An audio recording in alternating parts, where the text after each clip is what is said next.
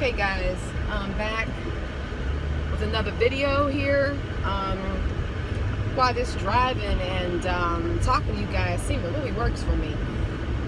I tell you, when I'm just sitting and not doing something else, I don't think that I'm as fluid with my ideas as when I'm vlogging while I'm driving. Is that something?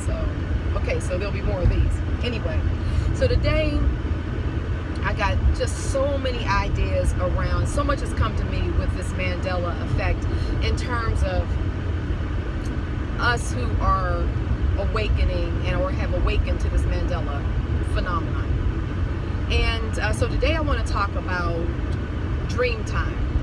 And the reason why I want to talk about Dreamtime is because for me, as long as I've been dealing with this Mandela Effect, you know, it's always had a lot of these things have always had this sort of dream-like quality to me. When, you know, in your dreams, when you have like all these crazy things that happen and they're like really wild and crazy, and you know, sometimes you even become lucid enough in your dream that you say, well, thank God this is a dream. You know, it's not like you some kind of way know that it's not real. And so you'll laugh at it, or you even accept the quirkiness of it because some kind of way you know it's a dream. And so for me, when I start having the Mandela things, I just always kind of thought to myself, it seems like it's so similar to like Dreamtime, as well as it helped me to explain from my own thinking a lot of the phenomenon and my reactions to it. So as I've watched other people with channels out there and gotten comments from my subscribers and things like that, people seem to also agree that their dreams have gotten stranger, or they feel that they are more lucid, or just more vivid, things like that. And over at Yusef's channel, The New Arrival, he is compiling a list of commonalities, and one of them seems to be lucid dreaming. So it goes back to my theory of the dreams has something to do with these altered dimensions that we're dealing with. My earliest Mandela memory goes back to like the early 2000s, because my youngest daughter and my oldest daughter went through the whole, you know, childhood thing and all the books and stuff. And so she looked at the Berenstain Bears.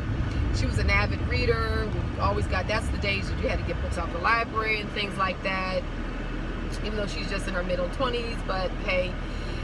So you're getting tons of these books piled up. So you're seeing the Berenstain Bears, you know, and because I homeschooled my kids, everything was about spelling and how things were said and all that kind of stuff. So, you know, I would rehearse her in those and the spelling of it, and she has a vivid memory of it being Berenstain. So when my youngest daughter, which a gap there, came along, she was looking at the Berenstain Bears on television in the early 2000s. She would have been like a little girl. And I remember sitting there watching it. And, you know, I'm doing other things and stuff. And they said the Berenstain Bears. And I remember that it was spelled not Steen, S-T-E-I-N, and not Stain, S-T-A-I-N. But it was something like S-T-E-N, like without the I, like the Berenstain Bears. And I remember looking at the television and thinking, Berenstain Bears? But the day is that's a typo, but then they're singing it like that, Berenstain Bears. And I'm thinking, no, there's no way that's Berenstain Bears. But anyhow, I didn't think any more about it. You know how that is. You just said, okay, whatever. So, you know, and there's other examples of like that coming along, but there was no one talking about it. You know, you just kind of chalked it up to, well, you know, I think sometimes the brain doesn't have a box for it, so the mind just didn't put it anywhere. It just discarded it because it was trivial information anyway. So moving forward, the reason why I bring that up is because for years I've been a lucid dreamer. I've lucid dreamed most of my life. So I was used to lucid dreaming, and I was used to the idea of comparing dreams. So I started really feeling that this was feeling more like Dreamtime to me. A lot of this Mandela Mandela Effect stuff. So, which we're now calling Mandela. So what's that have to do with everything? Okay, so recently I did a section on the QHHT sessions. You might have looked at them. I did that because I personally was seeking more information. I had followed Dolores Cannon's work for years. I never had a hypnosis session at all, but I always followed her work. I found her concept of the, I'm just trying to get this right, guys, sorry. I found her concept of the convoluted universe very interesting. It tied into a lot of earlier work that I had read on quantum physics and theory. It's a book that I read a long time ago called The Holographic Paradigm and Other Paradoxes. So, you know, that was years ago. So anyway, to me, I was thinking this has something to do with the multiverse, the unified field of consciousness, the morphogenic field, toroidal fields, whatever you want to call it. I just felt that it had something to do with that and with our spiritual growth and development. So anyway, so I did this session. I did it back in June, and it's taken me all of this time, really, guys, to process it, because where I understood it intellectually, I just, I was still trying to get it in my spirit what the ultimate field of consciousness that the hypnosis session drew from was talking about unified consciousness. It was talking about a lot of things like that. So with the dream, I think this is just one of the theories, something I'm tossing around in my own mind, that we all are becoming more lucid. Our dream states are more like our waking states, which is why they seem vibrant and colorful, and we feel very fluid in them. We're able to move around freely in them. We come back with really huge memories and what have you. And I think some kind of way it's also connected with the idea of being an experiencer, which I think more and more of us who are awakened are more experiencers, meaning we've had more connections with, people say aliens. I really look at it as non-terrestrials, and I think that those consciousness can be all kinds of things. I don't really see them as beings, so much, but I think that through dreaming and through the stuff that we're doing, that we definitely have become more conscious during our dream states.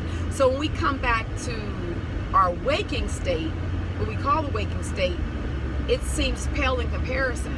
And I think that's why our vision is doing crazy things, because we're becoming more alive when we're sleeping. That makes sense?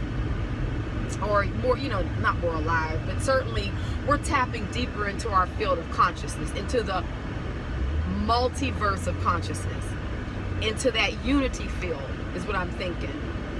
And in there, I also think that's where we're beginning to go in and out of dimensions, because I think we're going in and out of various multi-dimensions.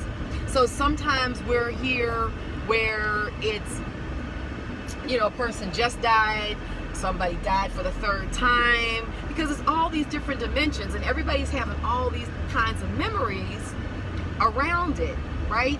So I don't really think that there's just this one or two places, but it's more of a multiverse, a place, where we're actually in. And one of the things that the higher consciousness described in the QHHT session, the hypnosis session that I had, was that was the idea that we are, I lost my train of thought. Isn't that funny? Because it's like so much going through my mind. I'm sorry. The idea that we are, I can't stand it when I do that. I was going somewhere with this, trust me. But anyway, I'm going to keep it short because I have a lot of topics to talk about. But the idea is just start thinking about, toss around the idea of your dream time and your awake time. And how are those showing up differently for you, or how are they similar? And when we come back from our dream time, are you tired or are you more energized? I think I have a tendency to be more energized, which is why I'm having more insomnia. 2 or 3 o'clock in the morning, I'm wide awake, trying to figure out what to do with myself. I'm normally a person who can sleep through the night, no problem.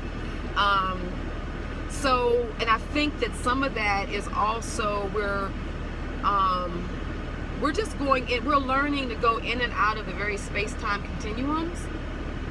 And for those of us who are fully awake, and those people are making the channels, a lot of our subscribers, you guys are fully awake, you know, because you're coming to the table with a lot of the same stuff and similar experiences.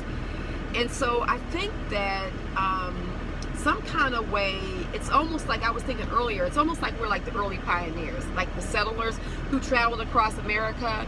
And I think our role is just to sort of be settlers, like be going to these destinations and trying things out, and learning the lay of the land, setting up camp, and making it safe places for other people as they are awakening to come to. And like, we don't really know what's going on either. We're trying to figure it out, right? But you know that, you know, it's time to head west, you know, and you don't know what you're going to see on that adventure. And so, you know, people who are following you are seeing the tracks and the trails that you've made to go there. And then when they find you, you know, it's a homestead and it's a place that's safe and that is maybe got a little few more things figured out than what they figured out just awakening. And I do believe that it's a spiritual process. I believe it's a birthing.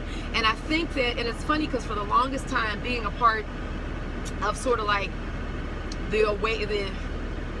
years ago it was called the New Age community. I'm a Reiki master. I've been a Reiki master for 30 plus years. I'm an artist. So I've been kind of like dealing with energy and being an energy empath for like a long time. And we used to call it the New Age and all this kind of stuff. It has been everything. Now it's called Ascension. I really believe that that's what's going on. It's Ascension. And the funny thing about it, it's not like anything that anyone thought it was going to be, right? And it's so inclusive and it's like funny. I mean, you know, like I remember when I first started seeing these anomalies, I would just laugh. I would just start laughing. It would be so funny. You know, Fruit Loops, F-R-O-O-T.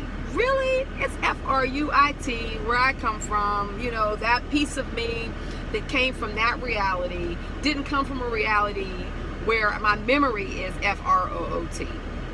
And so that's funny to me because I remember as a kid looking at the box. You know how we used to have our bowl of cereal and our head be in that bowl of cereal and the box would be right in front of us. You know, you're reading everything on the box. And because you plan on having a second bowl, right? So, and I remember used to looking at Fruit Loops and spelling it and looking at it and seeing the fruit, because the old boxes had fruits kind of dancing on the box. And my favorite fruit is cherry. I just like cherry flavor. And I like cherries and also like cherry flavor, which really doesn't ever taste anything like cherry generally, but... And so I'd always like to save the red ones. But I remember thinking, they say these are fruit, but the cherries don't taste, the red didn't taste like cherry nor strawberry. So I have that specific memory. So anyway, a lot of us do. So what do? You kind of laugh. You're kind of like, oh, that's crazy. It's not like F-R-O-O-T. What's a fruit? That's what it seems like to me. But anyway, okay guys, I'm gonna sign off because I'm keeping these videos short so I can just get a lot of topics out there. But tell me your thoughts. What are you thinking about this Dreamtime thing? Does it ring a bell? Or if not, like, start looking at your dreams and the relationship to your dream and wake state and see what, you know, what comes out of that for you. All right, guys. Thanks a lot. Signing off. Peace and love. Take it easy till the next time. Bye-bye.